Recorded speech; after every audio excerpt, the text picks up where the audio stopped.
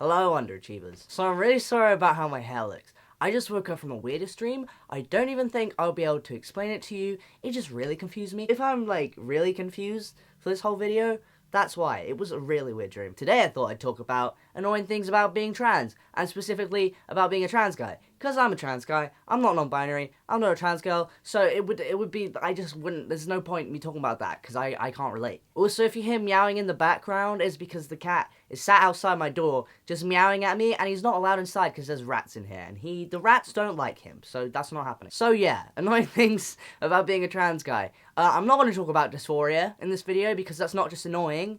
It's worse than annoying, it's really, really bad. And I'm also not going to talk about transphobia, because clearly that's not just an annoyance.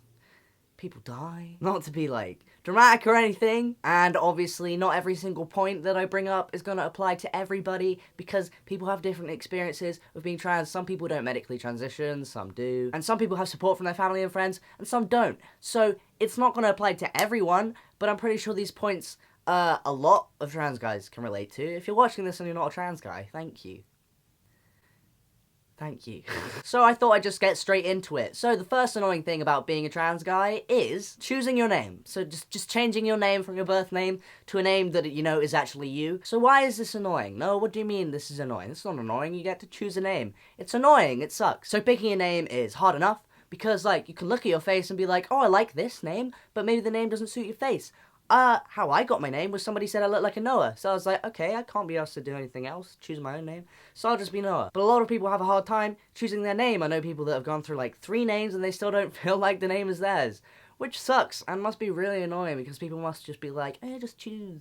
Just make up your mind, which fair enough, but you know. So changing your name feels weird enough, but what is weird, right? The weird thing that I found was that when people started calling me my name, it felt weird. And it's not because it didn't feel comfortable to me or that it wasn't my name. It was just the fact that, you know, I'd spent years hiding that part of my life and hiding the fact that my name was Noah. And then suddenly people were calling me Noah and I was like, oh they know. But of course they know, because I told them. But genuinely, before I told people my name was Noah, every time I heard the name Noah in any conversation, I would freak out, because I'd be like, oh my god, they know. But yeah, changing your name is hard, because it's just weird. You've been called one name your whole life, and yeah, you hated it, but you're still used to it, and then suddenly people will start calling you a different name, which you asked for, which is nice. I'm appreciative. I'm appreciative they did that, and then they called me that name, but like at the start it was weird, because I wasn't used to it, and I was like, I'm hiding.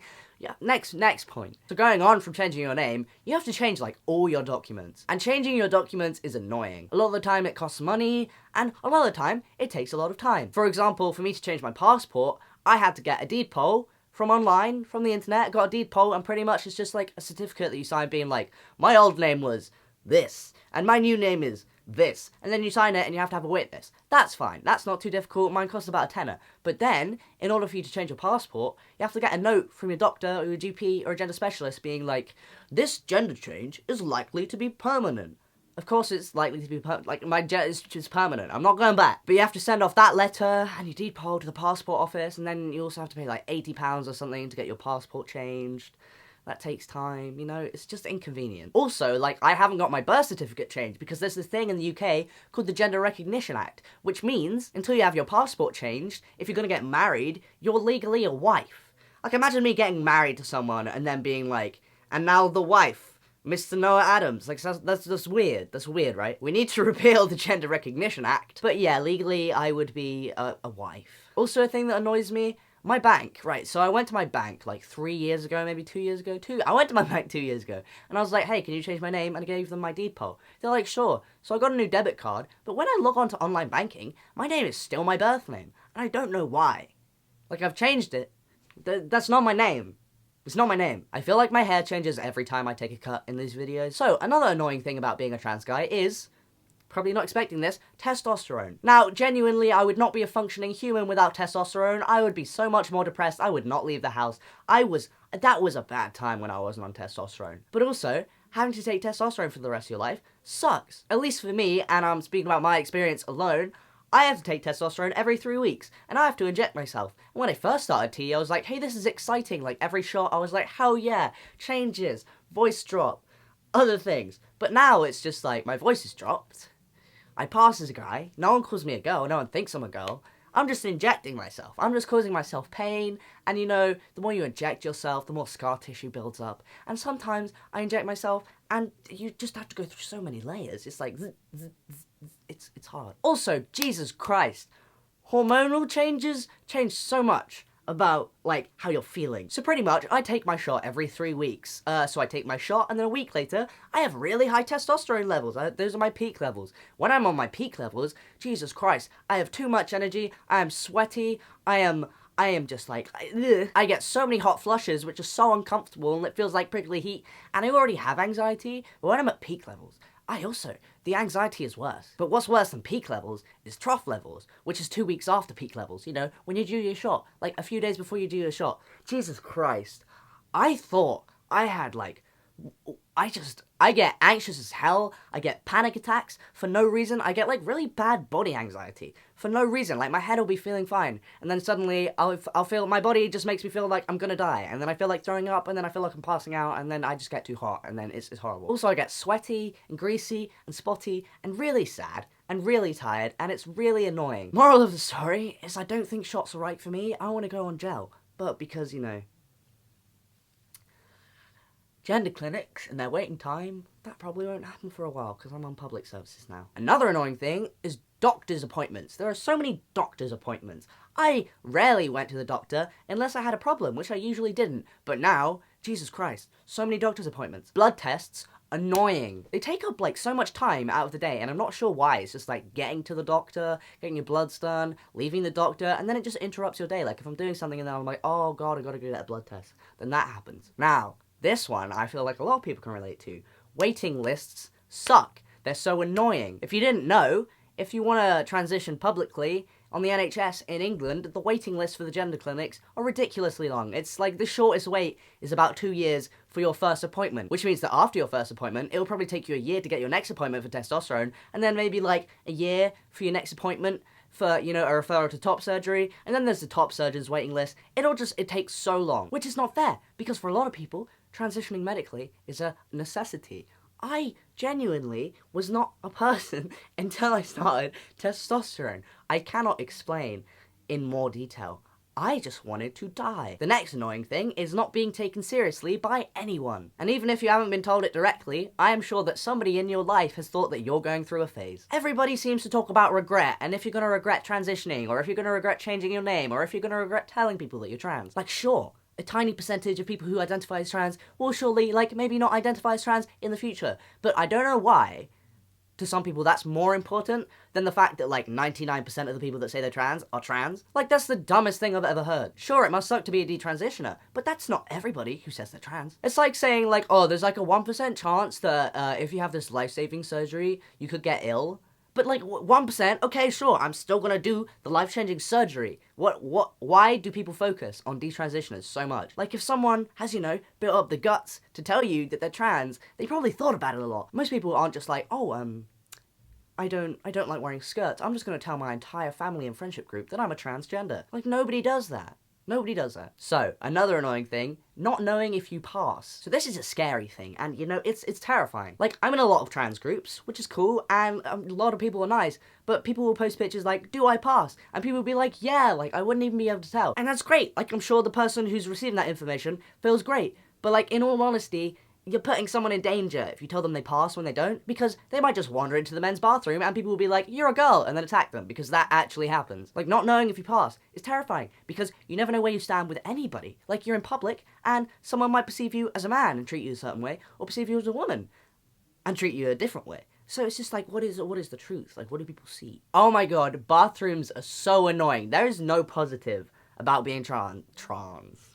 Jesus Christ. There is no positives about being trans regarding bathrooms. So if you don't pass, you're probably going to the women's toilets, which sucks because you feel dysphoric and you feel like, I shouldn't be here. I'm not a girl. That would suck, right? That sucks. But if you do pass, you're forced to go into the men's bathroom, which stink so bad. They are disgusting. They smell of piss. There's piss on the floor. There's piss on the toilet seat. I don't understand how men miss the toilet when they piss on it. Like, surely they'd know that, you know, the big hole, like the big hole, that's where you're supposed to be. The toilet seat, that's where people sit. I cannot explain to you how disgusting men's toilets are. And it's everywhere I go. Like, it's just, oh. So every time I go to McDonald's, the toilet, like, it's just disgusting. The water's, like, up to here, and there's, like, poo just, like, floating around. It's disgusting. Also, went into a men's toilet a few days ago, because, you know, I was in Dublin, and I went to go into the cubicle because the door was open. Turns out, some guy was just in there. He was just peeing with the door open, and I was like, oh, that's really uncomfortable. I've just opened the door to see a man peeing. What the hell? And also, men's toilets never have enough cubicles. Another annoying thing about being trans is the community. Now, although there are some great people in the community, and, like, I wouldn't have the friends I have now if I didn't have the trans community, but, like, not gonna lie, sometimes people suck. I feel like there's two places to be in the trans mass community. You're either a really manly man with, like, no femininity about you, or you're a trender. There's no in between. And if you wear makeup, you're either gay or confused. Like, people just, like, I don't understand. I don't understand why trans guys are just like, you can't be this, you have to be this, and if you're this, that means you're this. Like, why can't we just be like, hey, we're trans guys, hey, let's boost each other's ego. Hey, you look really masculine today. I didn't even write this down. That is annoying. If someone compliments me by saying I look manly or masculine, that is not a compliment. Like, I know, like, I pass. Nobody misgenders me. I look like a guy. You don't need to tell me that I look masculine or that I look like a man, because I know.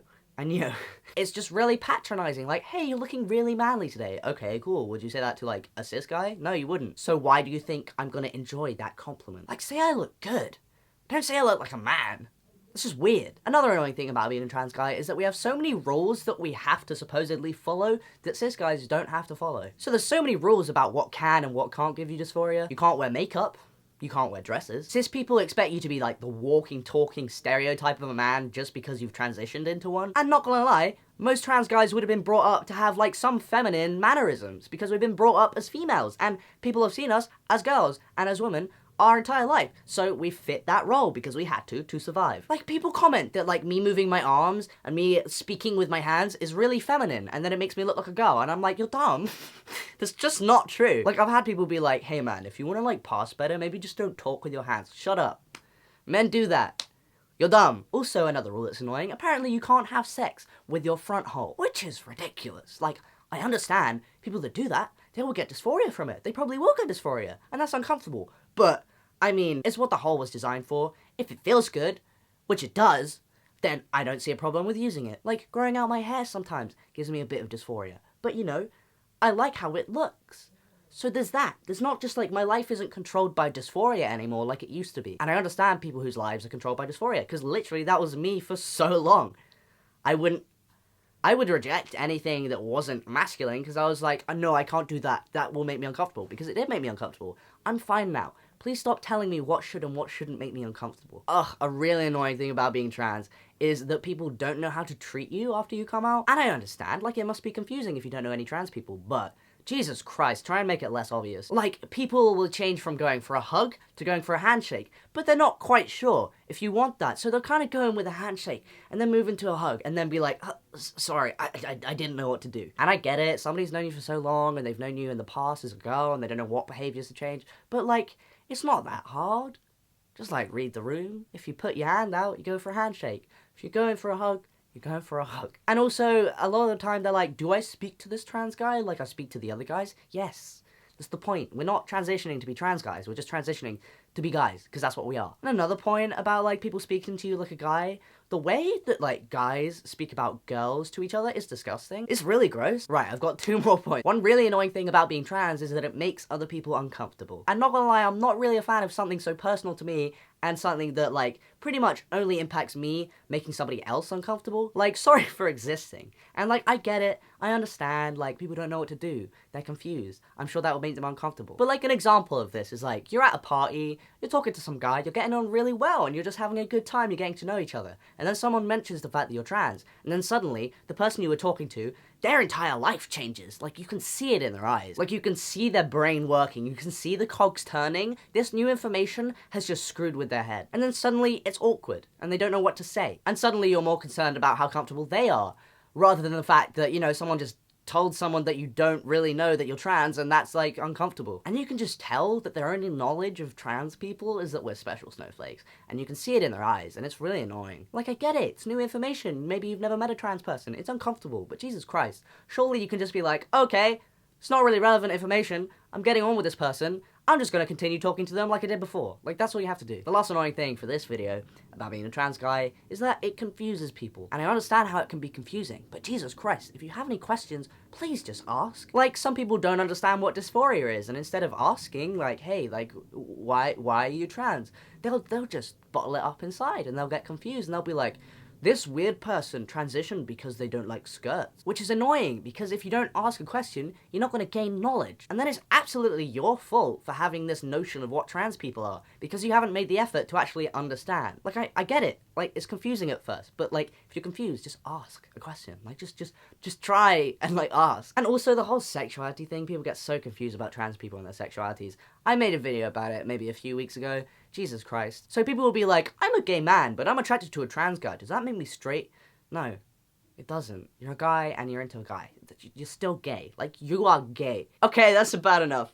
Good. I could probably make 3 more of these videos. I have a lot of issues. But yeah, it's a video. I hope you enjoyed it. If you didn't, who cares? Not me. But have a good day or don't. See you later, losers. Goodbye. I give you a punch. Give you a punch. Give you a punch. Oh yeah, by the way, I got a new hoodie, and it's from a brand called Phug. It's Phug. It's really cool. You should go check them out on Instagram. Wasn't paid to say that. I just think it's nice. And it's really comfy. So yeah. Bye.